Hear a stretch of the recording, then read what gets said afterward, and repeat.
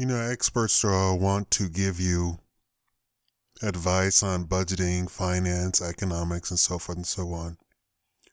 I want to give you my own personal experience on going through a hard time financially. And by going through a hard time, I mean having a crappy job, doing nothing, making nothing, and yet still living comfortably. I want to introduce to you budgeting for the idiot, or idiot-proof budgeting, or idiot budgeting. So, something like that. I haven't come up with a term yet. Maybe you could help me come up with a term, then I'll wrap it up in a book and sell it and make millions of dollars, and we'll split the profits, you and I. So here's the deal. This is idiot-proof budgeting. Now, you have to first of all have a job that pays your expenses, all of your bills. It definitely pays all of your bills, right? By yourself. And I'm not talking about you got 15 roommates. Because invariably when you live with 15 roommates, one of them, and this is why communist fails all the time. When you live with 15 roommates, and I don't mean literally 15 people, I mean like 3 people. One of them is going to say, well, guys, there's no reason for all of us to pay the electric bill. There's no reason for all of us to pay the cable bill. I didn't agree to buy internet. I don't even have a computer. Invariably you get that person, that guy, right? And time again, this is why communism and socialism fails. Because one person does not want to pay, quote unquote, their fair share. It's ironic that Obama says that the rich don't want to pay their fair share. It's the rich who pay the taxes. The middle class and the poor don't pay the taxes. The 1% pays 75% of the taxes. I don't care what you hear about loopholes and all that other stuff. They still pay $1 million. I don't care if you say, well, they make $1 billion. It doesn't matter that they make $1 billion. They pay $1 million in taxes.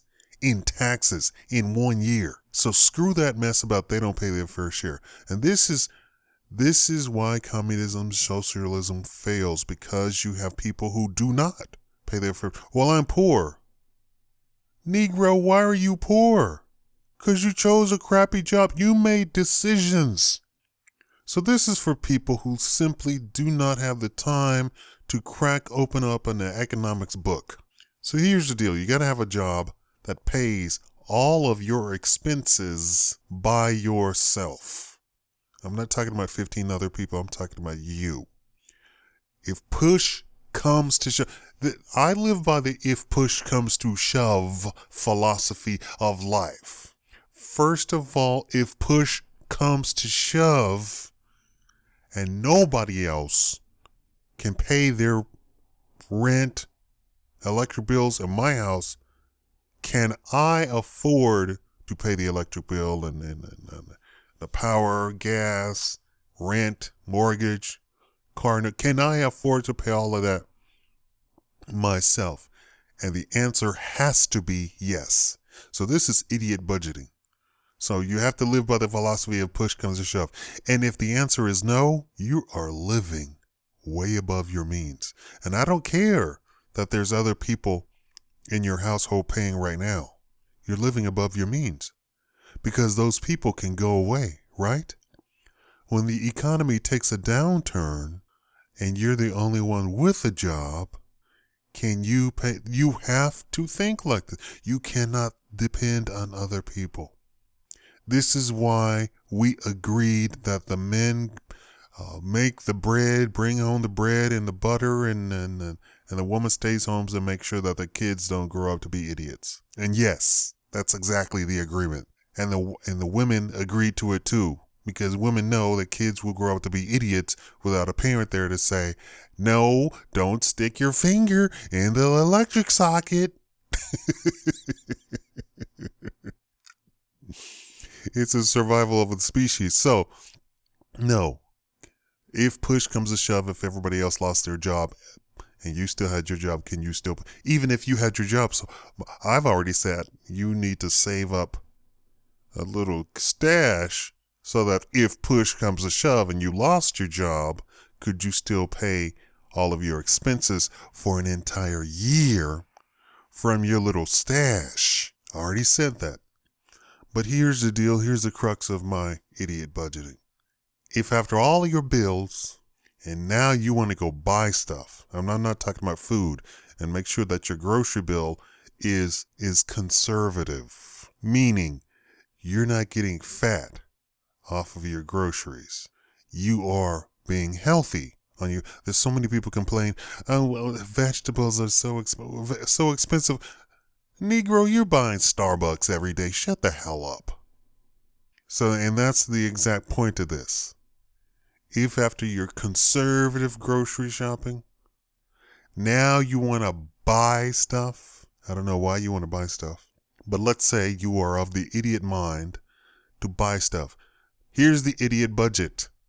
You say to yourself, I have this much money. And first of all, you have to know how much this much money you have. You can't do anything in life if you don't know how much this much money is. So you say to yourself, I have this much money in a month. And your idiot budget is, I will not spend $100. So, and I don't want to hear the excuses, well, I have kids. Well, I have a girlfriend. Well, tell you what, I'm talking about this is beyond expenses. Your kids should be a part of your expenses. Your girlfriend shouldn't be a part of your expenses, but your kids should be a part of your expenses, right? You're buying the groceries for the home. You're paying the bills for the home. Anything else is extra. So no, you don't need to try and buy your love from your kids by buying them extra stuff. Same thing goes for the girlfriend.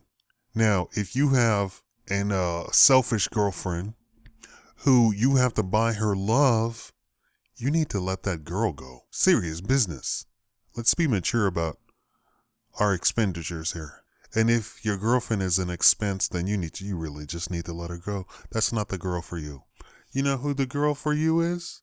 One who you can sit down and say, hey, this is how much I make. Literally, I would love to date you.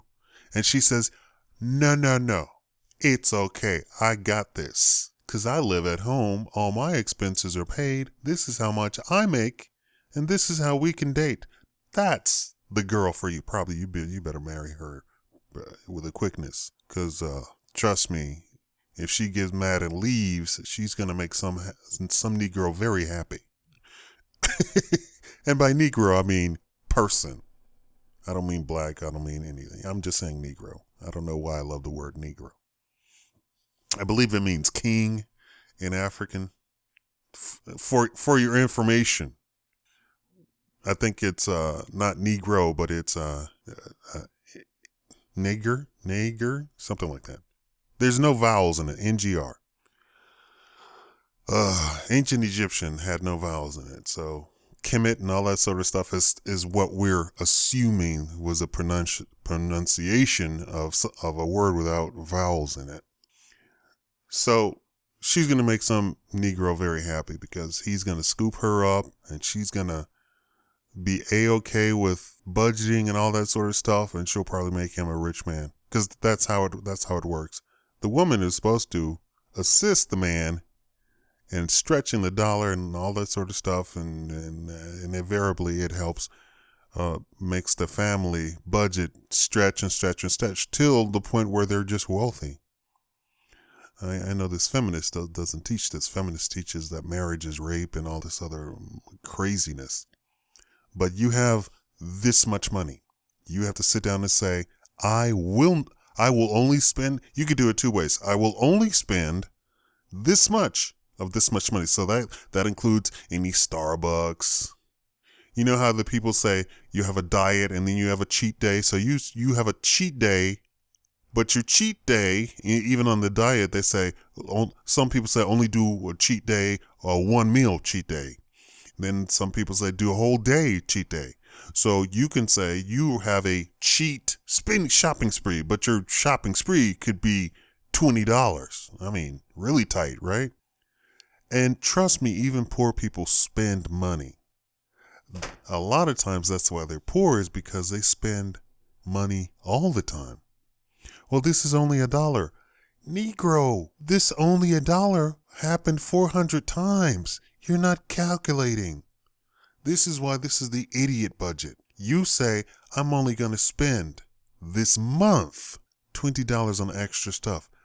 And I'm talking about you need to be honest with, I bought my groceries. That included dry beans, dry rice, dry pasta. And then every 2 days, I'm going to buy some vegetables, some tomatoes to make my own tomato paste. Just don't buy anything out of cans and stuff like that. I mean, don't buy any prepackaged meal. And I don't care how much they say this is healthy choice, slim diet plan. I don't care what they name it. It's all a lie. It all comes from a laboratory somewhere. So you buy your dry goods. You need to shop like this is 1912. Okay? Unfortunately, it's not the pricing of 1912. That would be awesome, huh? A penny for a pound of flour or whatever. But you need to say, this is how much of this much money I'm going to spend, and you do it. In my other video talking about budgets, they said, take out cash, spend that cash, and when that cash is gone, your spending is done. And that's a fantastic thing. Trust me, when you have all of these debit cards, credit cards, and what have you, it gets away from you. It really does. I don't care how meticulous you are with keeping your books, it still can get away from you. It can really get away from you. So I like that suggestion, and I've done it, and it works. Take out your this much money that you're going to spend, get it in cash, and when that cash is done, you are done. Which means, hopefully, this much money that you're going to spend isn't equal to this much money of all the money that you have to spend. Hopefully, you are saving part of that. And it's always the excuses. Well, this came up. Oh, well, I was just feeling down and I have too much stress, so I needed some Starbucks. No. And yes, I take my own advice. I sit here, I drink water, orange juice from oranges that I bought, lemonade from lemons that literally, I have always been very super conservative with my living lifestyle as an adult. As a child, I lived in mansions. But as an adult, I live like a poor person. And I don't mean to insult anybody, so I'm not going to tell you what my house looks like. I know people will say, how dare you say that? That's not poor. But I live like a poor person in my eyes, and I live well below my means. If push comes to shove, if everything came crashing down, I'd be fine. And I've always lived like that, because to me, moving away from my parents and my family, the world did come crashing down, and I had to make do with what I had. But I always understood budgeting. I always understood economics. I always understood personal finance. So I knew that I couldn't go out and just spend. I had a time briefly right after college where I spent $20,000 and had nothing to show for it. I went partying every day, all day. Went out all day, spent all sorts of money.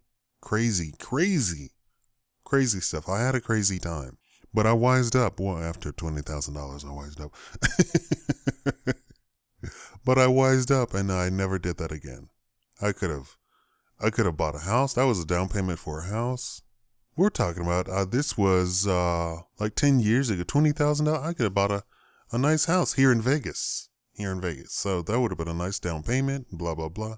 And I always did talk about doing that. So, and then certain people got in the way, and this is why I don't talk to them anymore, namely my family, where I was trying to do real estate stuff, and they got in the way and told people that I didn't have money and all sorts of just crazy stuff for no reason.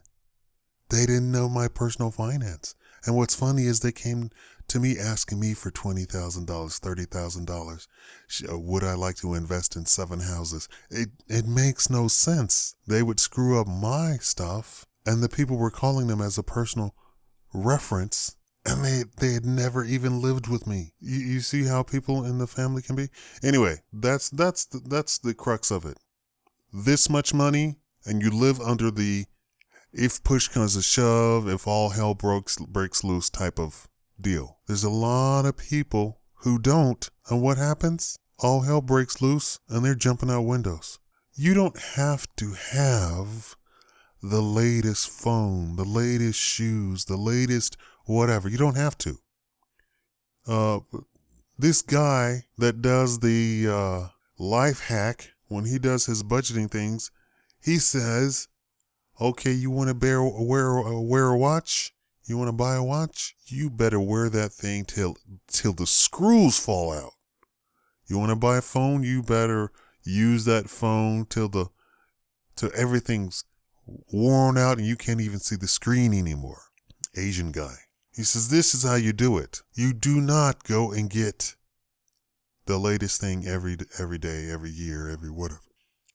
The wheels better be falling off your car before you buy a new one. And you don't even buy a new one.